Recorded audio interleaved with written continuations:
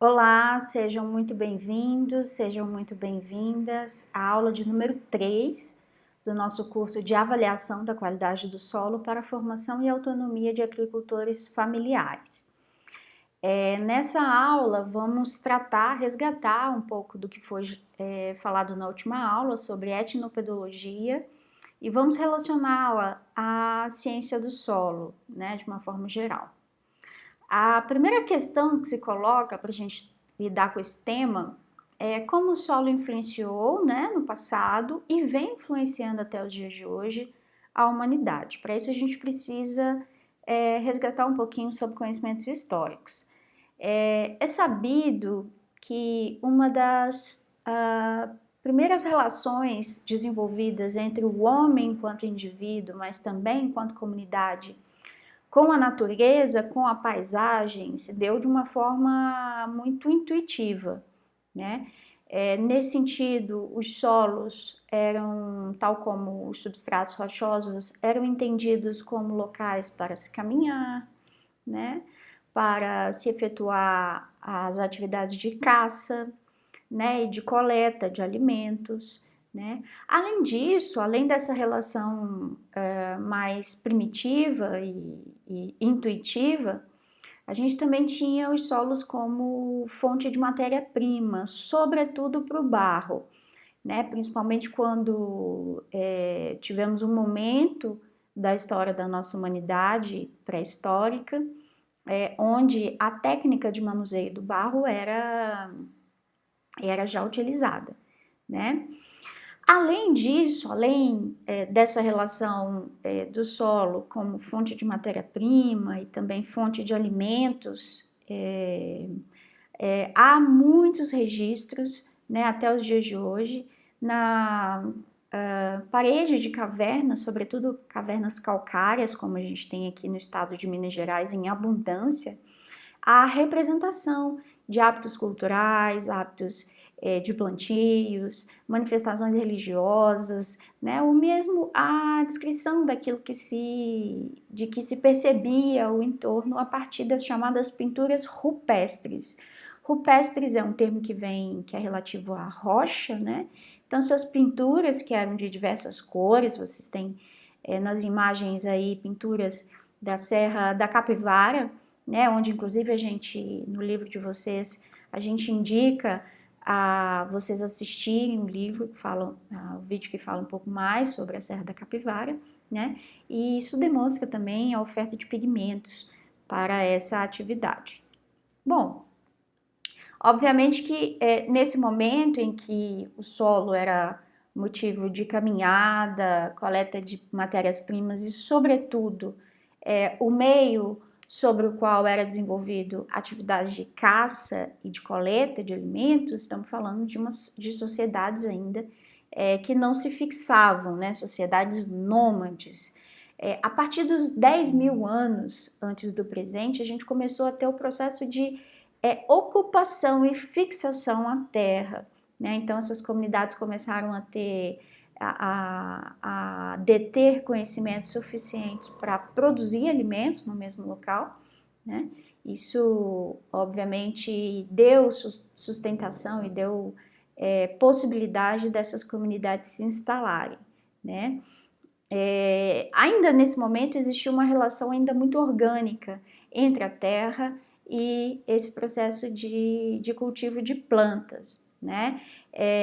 Naturalmente, quando a gente fala das grandes civilizações do passado, como os mesopotâmios, os egípcios, indianos e até, né, os incas aqui na América do Sul, também os povos originários do nosso território brasileiro, sempre escolheram áreas de maior oferta, né, principalmente quando avaliamos a fertilidade natural dos solos. Então, toda vez que a gente ouve falar dessas civilizações, há sempre uma relação muito forte com grandes, né, corpos d'água, como o Nilo, tão relacionado aos egípcios, né?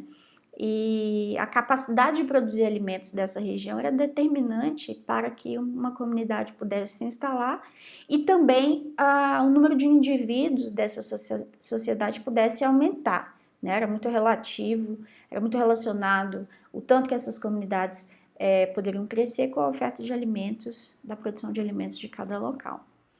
Quando a gente fala também em atividades religiosas, há uma relação muito íntima, também com ciclos de cultivo, então havia toda uma relação com os deuses da fertilidade, os deuses que condicionavam a dinâmica climática, né?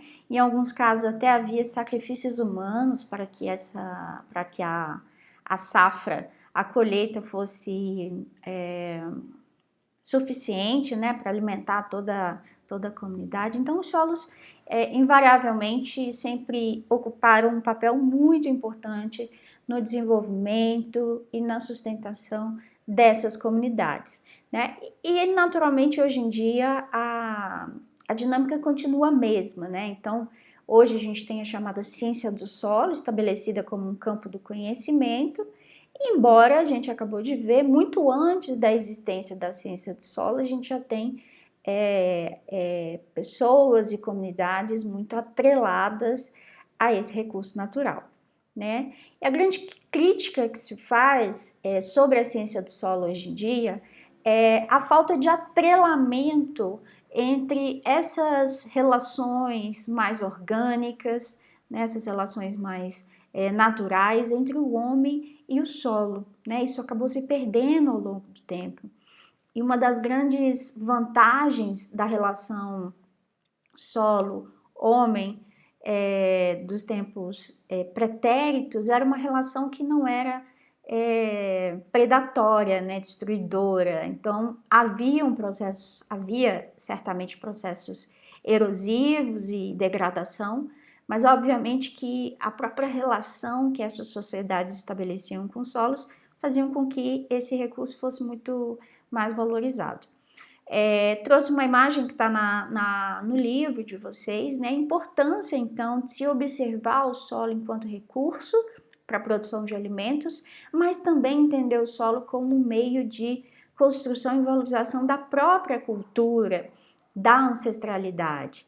Então, hoje em dia, essa abordagem etnopedológica, ela parte desse princípio, resgata esse princípio que no passado ordenou a relação homem-solo, né? E com isso, o reconhecimento dos solos